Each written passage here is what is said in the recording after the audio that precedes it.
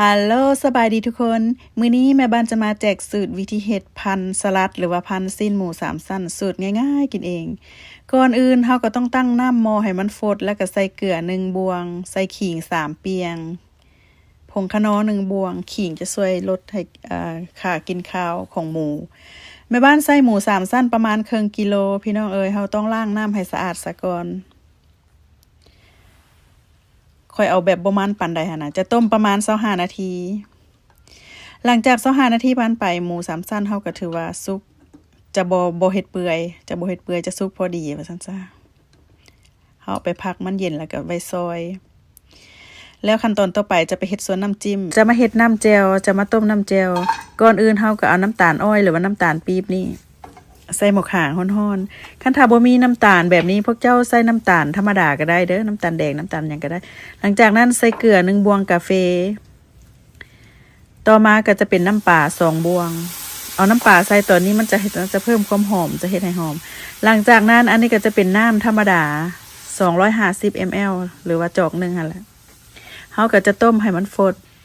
ให้น้ำตาลหันละลายดีขั้นตอนต่อมาก็จะเป็นน้ำมันมะขามเปียกแล้วก็จะเป็นหัวกระเทียม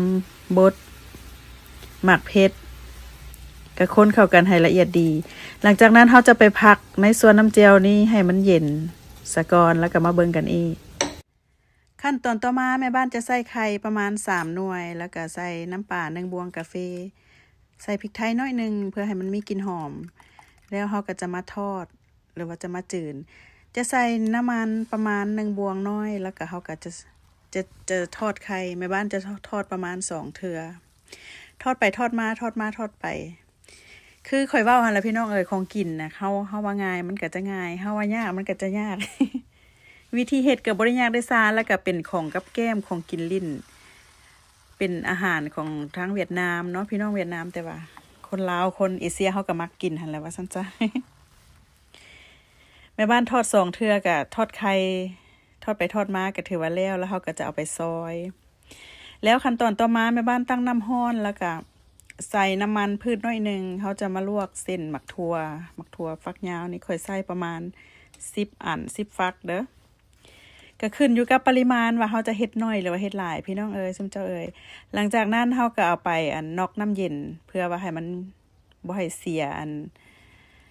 ความเขียวของผักค่ะนะอันนี้แม่บ้านก็เป็นผักเขาเอิ้นผักสะแลบเนาะหรือว่าพี่น้องทางฝั่งไทยก็จะเอิ้นผักกุ้ยช่ายบ่อีหยังนะจะลวกประมาณ30 เซคันด์เด้อบ่ฮอดนาทีเฮาจะลวกเพื่อให้มันบ่ให้มันขาดซื่อๆพี่น้องเอ้ยเวลาเฮาไปมัดมันก็จะแน่นขั้นตอนต่อมาเฮาก็จะมาห่อหรือว่ามาพันกันเลยค่อยใส่ผักสลัดกรอบนี่แล้วก็จะมีแครอทแล้วก็มีซีนหมูมีไข่หรือว่าพวกเจ้าจะใส่เป็นกุ้งก็ได้ผู้ใดบ่กินหมูก็สามารถใส่ซีนงัวหรือว่าใส่ซีนไก่ซีนหยังก็ได้หมดหั่นล่ะเนาะกันถ้ามีผักหอมลาบหรือว่าผักหอมเปหอมหยังก็สามารถเอามาใส่ได้ว่าซั่นซะเฮาก็จะพันเอาแน่นหน่อยนึงเด้อมักคำน้อยคำใหญ่ ก็แล้วแต่ว่าเฮาจะเฮ็ดแบบใดว่าซั่นซะแม่บ้านจะพันไปเรื่อยๆแล้วก็จะมาเบิ่งกันอีกเนาะ